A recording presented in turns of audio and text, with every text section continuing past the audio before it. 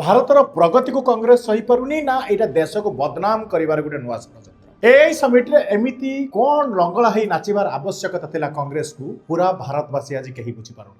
ନମସ୍କାର ଓଡ଼ିଶା। ଆଜି ଆମେ କଥା ହେବା କଂଗ୍ରେସର ଏକ ଏମିତି ରୂପ ବିଷୟରେ ଯାହାକୁ ଦେଖିଲେ ଆପଣ ବି ଆଶ୍ଚର୍ଯ୍ୟ ହେଇଯିବେ। ଆପଣ এই ভিডিওটি দেখন্তু ଭାରତ ମଣ୍ଡପମରେ ଚାଲିଛି ଇଣ୍ଡିଆ ଏଆଇ ଇମ୍ପାକ୍ଟ ସମିଟ୍ 2026। ସାରା ବିଶ୍ୱର ନଜର ଭାରତ ଉପରେ ଥିଲା କିନ୍ତୁ ବାହାରେ ଚାଲିଛି ଇଣ୍ଡିଆନ ୟୁଥ କଂଗ୍ରେସର ଏକ ଅଜବ ପ୍ରତିଭା। ଶାରୀରିକ ଭାବେ ଲଙ୍ଗଳା ହେଇ ଇଂରାଜୀରେ ସ୍ଲୋଗାନ ଦେଇ ସେମାନେ କଣ ପ୍ରମାଣ କରିବାକୁ ଚାହୁଁଥିଲେ କେବଳ ସେଇମାନଙ୍କୁ ପଚାରିଲେ ହିଁ ସେଇମାନେ କହିପାରିବେ। এই ସମିଟ୍ରେ 65ରୁ ଅଧିକ ଦେଶର ପ୍ରତିନିଧି ବଡ଼ ବଡ଼ କମ୍ପାନୀର ସିଓ ଏବଂ ନୀତି ନିର୍ଦ୍ଧାରକ ମାନେ ଏକାଠି ହୋଇଥିଲେ। ବିଷୟ ହେଉଛି ଏଆଇ ବା କୃତ୍ରିମ ବୁଦ୍ଧିମତାର ଭବିଷ୍ୟତ। କିନ୍ତୁ କଂଗ୍ରେସର এই କର୍ମୀମାନେ ନିଜ ଦେଶର ଏକ ଗୁରୁତ୍ୱପୂର୍ଣ୍ଣ ଅନ୍ତର୍ଜାତୀୟ ମଞ୍ଚକୁ କଣ ପାଇଁ ବଦନାମ କରୁଛନ୍ତି। ବିଜେପି ମଧ୍ୟ 30 ବର୍ଷ ଧରି ବିରୋଧୀ ଦଳରେ ଥିଲା କିନ୍ତୁ କେବେ କୌଣସି ଆନ୍ତର୍ଜାତିକ ମଞ୍ଚରେ କୌଣସି ଆନ୍ତର୍ଜାତିକ ଫୋରମରେ ନିଜ ଦେଶକୁ ଏମିତି ନିଚା କରି ଦେଖାଇ ନଥିଲେ। ଗୋଟିଏ ପଟେ ଦେଶ ଏଆଇ କ୍ଷେତ୍ରରେ ବିଶ୍ୱକୁ ନେତୃତ୍ୱ ନେବାର ସ୍ୱପ୍ନ ଦେଖୁଛି ଆଉ ଅନ୍ୟପଟେ ବିରୋଧୀ ଦଳ କେବଳ ଲଙ୍ଗଳା ଲାଛ କରୁଛନ୍ତି। ଆଉ ସେମାନଙ୍କର ଅଭିଯୋଗ ହେଉଛି ଭାରତ ଆମେରିକା ଟ୍ରେଡ୍ ଫ୍ରେମୱାର୍କ ଦେଶ ସ୍ୱାର୍ଥ ବିରୋଧୀ। ଯଦି ଅଭିଯୋଗ ଅଛି ତେବେ ସଂସଦରେ ଆଲୋଚନା କରନ୍ତୁ, କୋର୍ଟକୁ ଯାଆନ୍ତୁ, କିନ୍ତୁ ବିଶ୍ୱସ୍ତରୀୟ ସମିଟ୍ ମଝିରେ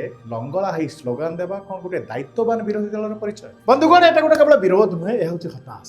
ଯେତେବେଳେ ସାରା ଦୁନିଆ ଭାରତର ପ୍ରଶଂସା କରୁଛି ସେତେବେଳେ କଂଗ୍ରେସର ଏଇ ନଙ୍ଗା ନାଚ କେବଳ ବାଧା ସୃଷ୍ଟି କରିବାର ରାଜନୀତି କରୁଛି ଆଉ ଦେଶର ଛବି ଖରାପ ହେଉଛି। ନିଜର ରାଜନୈତିକ ସ୍ୱାର୍ଥ ପାଇଁ ଦେଶର ସମ୍ମାନକୁ ବାଜି ଲଗାଇବା କେତେ ଦୂର ଯୁକ୍ତିଯୁକ୍ତ ଏଇଟା ମୁଁ ମଧ୍ୟ କହିପାରୁନି। ଆଉ ଶେଷରେ ପ୍ରଶ୍ନ ଉଠୁଛି, ବିରୋଧ କରିବାର ଏ ଶୈଳୀ କ'ଣ ଗ୍ରହଣୀୟ? ଆପଣଙ୍କ ମତରେ କଂଗ୍ରେସ এই ଆଚରଣ ଠିକ୍ ଥିଲା ନା ଭୁଲ? ଆମକୁ କମେଣ୍ଟ ବକ୍ସରେ ନିଶ୍ଚୟ ଜଣାନ୍ତୁ।